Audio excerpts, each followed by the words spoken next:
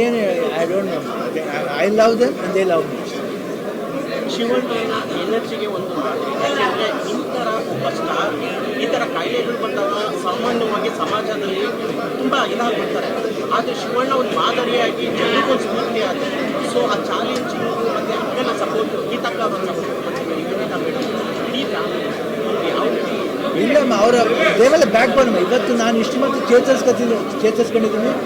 And ಆ motivation ಇದೆಯಲ್ಲ, ಯಾರೇ ಆದರೂ ಕುಗ್ತೀವಿ, ನಾನು ಕುಗ್ಗಿದ್ದೀನಿ. ಹಾಂ ಆಗಿದೆ. ಬಟ್ ಅದನ್ನು ಅವರು ಜೊತೆಲೇ ಇದ್ದು ಯಾವತ್ತೂ ಅದನ್ನು ನಾನು ಕುಗ್ಗಕ್ಕೆ ಬಿಡಲಿಲ್ಲ.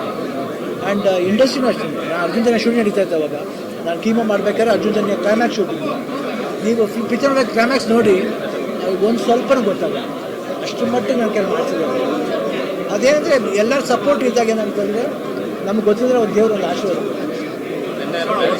ಹೆಚ್ಚಾದಷ್ಟು ಸಿನಿಮಾಗಳ ಸಂಖ್ಯೆನೂ ಜಾಸ್ತಿ ಆಗಿದೆ. ಅಂದರೆ ನಮ್ಮನ್ನು ಇಟ್ಕೊಂಡು ಬರೆಯೋರ ಸಂಖ್ಯೆ ಜಾಸ್ತಿ ಆಗಿದೆ.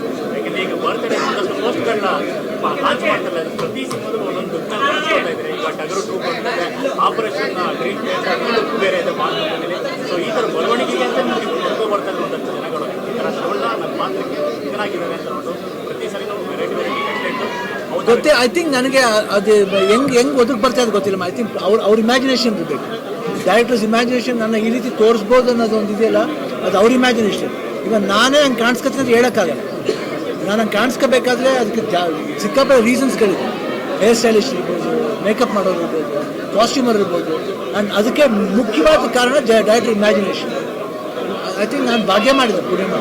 ಅದಕ್ಕೆ ಬಹುಶಃ ಎನರ್ಜಿ ಫ್ಲೋ ಹೆಂಗಾಗ್ತಿದೆ ಅಂದರೆ ನಾನಾಗಿ ಹುಟ್ಟಿಸ್ಕೊಳ್ಳೋದಲ್ಲ, ಇವರೆಲ್ಲ ನನಗೆ ಹುಟ್ಟಿಸ್ತಾ ಇದ್ದಾರೆ. ಪ್ರತಿ ಬರ್ತ್ಡೇನೂ ಈ ರೀತಿ ಸಂಖ್ಯೆ ಜಾಸ್ತಿ ಆಗೋದಿರ್ಬೋದು, ಇಲ್ಲಾಂದರೆ ಒಂದು ಇರ್ಬೋದು. I think I am blessed in that way. But ನಾನು ಆ ಬ್ಲೆಸ್ಡ್ಗೆ ನಾನು ಅರ್ನಾಗಿರೋಕ್ಕೆ ನಾನು ದೇವರ ಪ್ರಾರ್ಥನೆ. ಇನ್ನು ಸಬ್ಜೆಕ್ಟ್ ಏನು ರೆಡಿ ಇಲ್ಲ. ಐ ಥಿಂಕ್ ಅತಿ ಹೆಚ್ಚು ಸಿನಿಮಾಗಳು ಸೈನ್ ಮಾಡಿದ ಏಕೈಕ ನಟ ನಮ್ಮ ಕೃಷಿ ವಿಚಾರ. ಇಡೀ ವರ್ಲ್ಡಲ್ಲೇ ಅತಿ ಹೆಚ್ಚು ಸಿನಿಮಾ ಸೈನ್ ಮಾಡಿ ರೆಡಿ ಇದೆ. 4 ವರ್ಷ 4-5 ವರ್ಷ ಆಲ್ರೆಡಿ ಬಿಡು.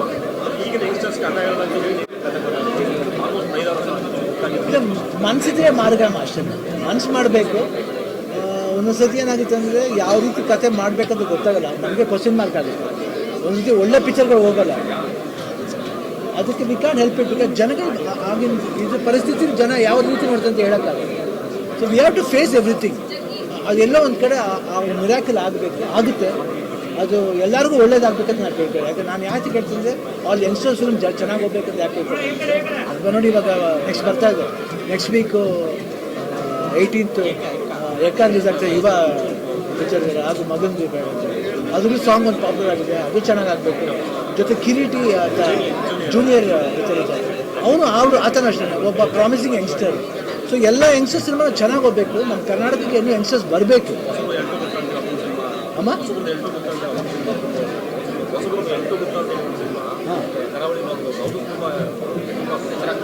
ಅದೇ ಎಲ್ಲ ಸಿನಿಮಾ ಚೆನ್ನಾಗಾಗಬೇಕು. ಕರಾವಳಿ ಭಾಗ ಅಂತಲ್ಲ, ಇಡೀ ಕರ್ನಾಟಕದಲ್ಲಿ ಕರಾವಳಿನೂ ನಮ್ಮದೇನೆ, ಈ ಕಡೆ ಸೈಡ್ ಕಾವೇರಿನೂ ನಮ್ಮದೇನೆ.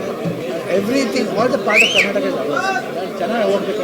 ಹೊರಗಡೆ ಒಂದು ಡೈಲಾಗ್ ನೋಡಿದ್ವಿ, 40 ವರ್ಷದ ಜನರಿಗೆ ಶಿವಣ್ಣ 3 ದಿನ ಓಡೋ ಸಿನಿಮಾ ಮಾಡಿದ್ರಲ್ಲ, 3 ತಲೆಮಾರು ಮೆಚ್ಚಿಸಿರುವಂಥದ್ದು ಅಂತ. 3 ತಲೆಮಾರು ಮೆಚ್ಚಿಸಿರುವಂಥ ನಾಯಕ ಇದ್ರೆ ನೀವು ಮಾತ್ರ ಅಂತ. 40 ಇಯರ್ಸ್ ಕಂಪ್ಲೀಟ್ ಆಗಿದೆ. ಅದೊಂದು ಸಂಭ್ರಮ. 40 ಇಯರ್ಸ್ ಕಂಪ್ಲೀಟ್ ಆಗಿರುತ್ತೆ ಇಂಡಸ್ಟ್ರಿನಲ್ಲಿ. 40 ಇಯರ್ಸ್ ಕಂಪ್ಲೀಟ್ ಆಗಿರುತ್ತೆ. ಏನೋ ಅದು ನಂಬರ್ಸ್ ಬರ್ತಾ ಇದೆ ಅಷ್ಟೇ. ನಾನು ಏನು ದೇವ್ರ ಕೇಳ್ಕಷ್ಟೇ ಚೆನ್ನಾಗಿ ಆಗಲಿ, ಒಳ್ಳೆ ಸಿನಿಮಾಗಳು ಬರಲಿ, ಎಲ್ಲರಿಗೂ ಈ ಪ್ರಾಬ್ಲಮ್ಸ್ಗಳು ಏನಿದೆ ಅದೆಲ್ಲ ಸಾಲ್ವ್ ಆಗಲಿ ಅಂತ ಕೇಳ್ಬೋದು ಅಷ್ಟೇ. ಅದು ಅದನ್ನು ಇದರಲ್ಲಿ ಇನ್ನೊಂದು ಮರ್ತಿದ್ದೆ, ಮಧು ತುಂಬ ಇಂಪಾರ್ಟೆಂಟ್ ಪರ್ಸನ್ ನನ್ನ ಲೈಫ್ಲಿ. ಇದರಲ್ಲಿ ಮಧು ಅವರು ಇದು ಭಾಳ ಚೆನ್ನಾಗಿ, ನಾ ಯಾವತ್ತೂ ಮರೆಯೋಕ್ಕಲ್ಲ ಮಧುನ.